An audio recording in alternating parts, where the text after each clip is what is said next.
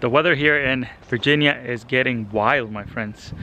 A week ago, we were down to about 16 degrees. Yesterday, we hit 64 degrees, and today we've been hovering around 61 degrees. I was able to go on a walk, and it was so nice. I was just wearing a sweater, and it was so nice to be out there. But I want to take this opportunity to show you my evergreen trees and shrubs that I have growing here, and I'm also going to give you a little update of what's growing in the greenhouse.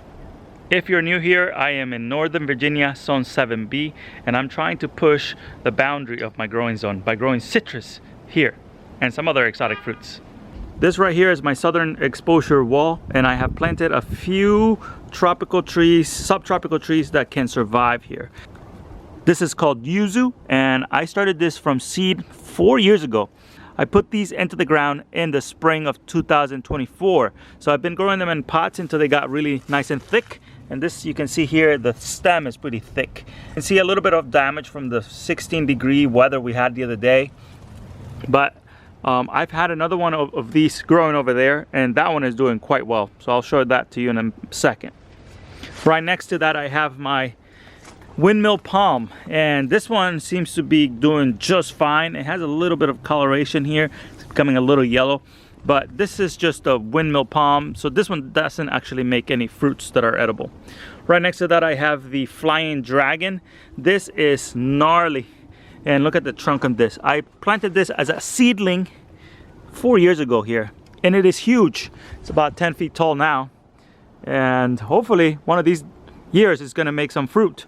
I am growing it so that I can have fruits, and then I can take those seeds and start new seedlings and use those as my root stock for other citrus that I'm trying to grow.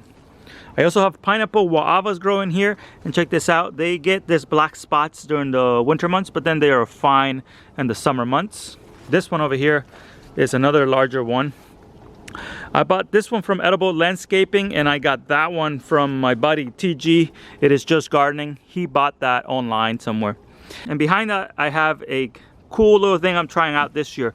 This is a Meyer lemon inside this glass here, and it's just a storm door that is leaned up against my house. And check it out, the lemon is doing so well in here. They have not taken any damage at all from all the cold weather we've had. So I'm really happy with this project so far. Next year, I'm hoping to create a little bit of a larger structure for those lemon trees, because they're going to get a little bit larger. And what I'm going to do is I'm going to push them this way a little bit, and I'm going to build a little enclosure for them and add some lights, C9 light bulbs, and those produce a little bit of heat, and hopefully the combination of the sun warming up this wall and a little bit of heat from those little light bulbs will be fine, and we'll be growing lemons here with very little protection in Northern Virginia. If you see this yuzu here, it is a little bit more sheltered than the ones over there that I just showed you, and this one has not taken any damage to the leaves. So you can see this one is a little bit protected from the wind, so that one is doing much better than the other one.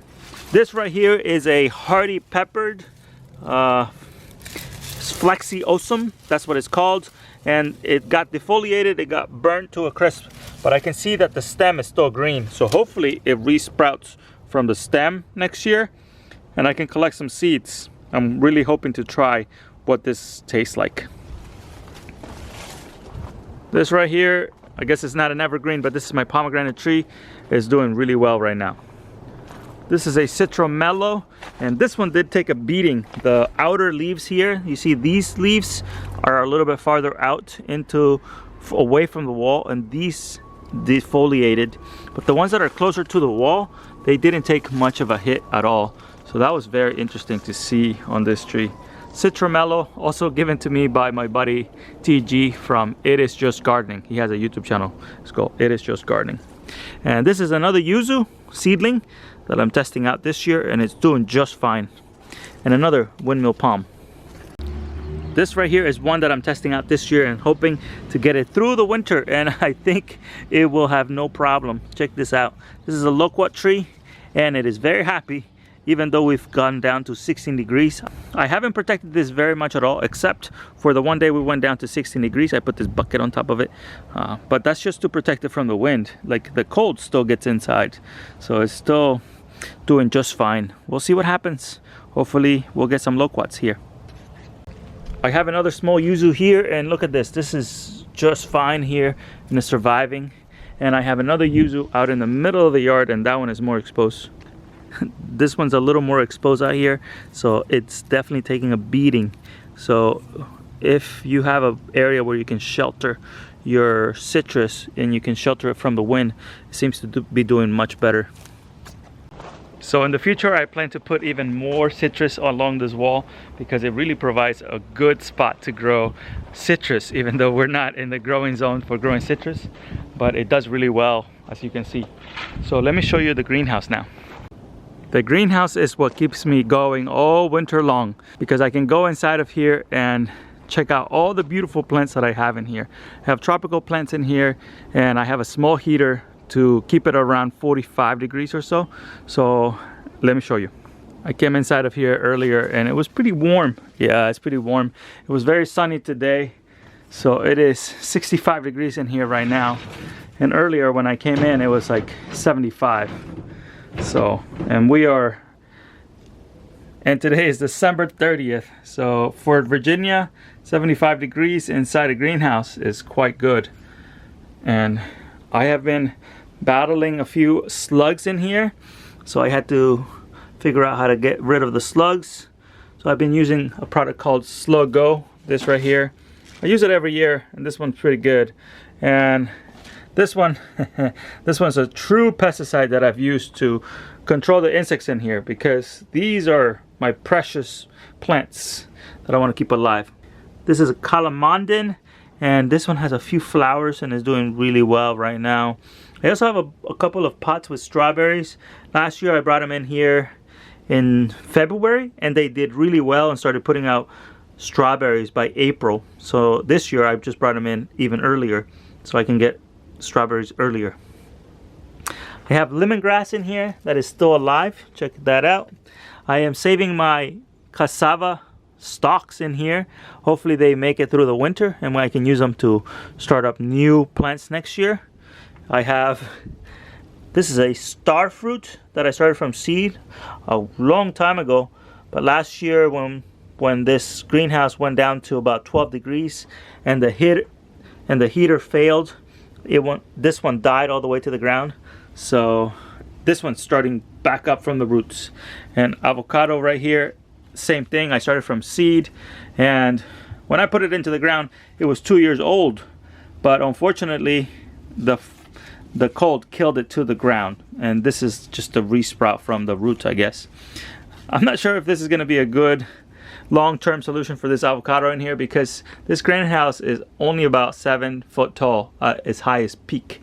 So I might have to just enjoy the view for a little bit and then probably cut it down. This is a dragon fruit, or pitaya, and then in this shelves I have a bunch of cuttings that I propagate that I'm hoping to use around the yard a little bit more. Here I am saving my ube, and this is a olive tree that I bought, and this one I'm planning to put along that wall, hopefully keep it alive along the southern exposure wall that I was talking about. And in here I have 2 fruiting bananas. This is a Orinoco and a Dwarf Cavendish, I believe. I had a third one, but it died somewhere along here. So I'm hoping that these produce a flower stalk next year, because I want to take these out of here and replace them with citrus instead. I have a papaya tree in here that I am trying to overwinter, but it's looking quite sad right now. I mean, oh, I see the problem. It's got root rot maybe. That might be the problem here. It's got a little bit of root rot. So it's getting too wet. And I probably have the same problem on this guy. Yeah, it's gotten too wet in here. So I might have to take him out of here and inside my house so that they make it through the winter, because it's getting too cold in here for them. And I have this tomato that I've trellised all along. I planted them here very early in the spring, and they have been making tomatoes for me all summer long and now all winter long. It's so crazy. We're having tomatoes here in the winter. This is a loquat tree that I started from a seed, and it's getting huge.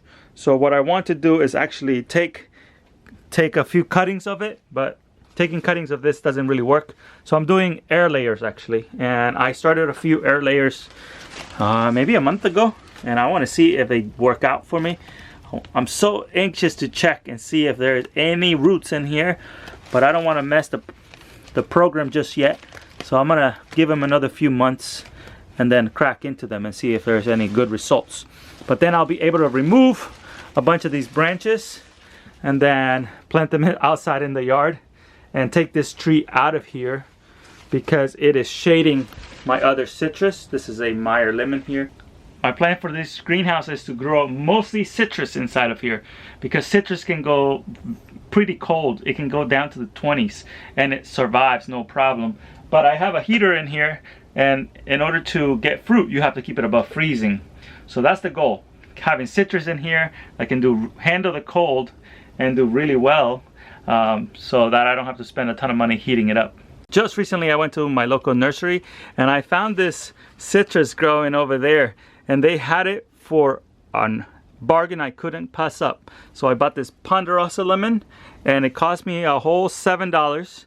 And then I bought these orange trees, and look at this, $7.50 I paid for that one because it was clearance. They were trying to get rid of them, and I scored on that one.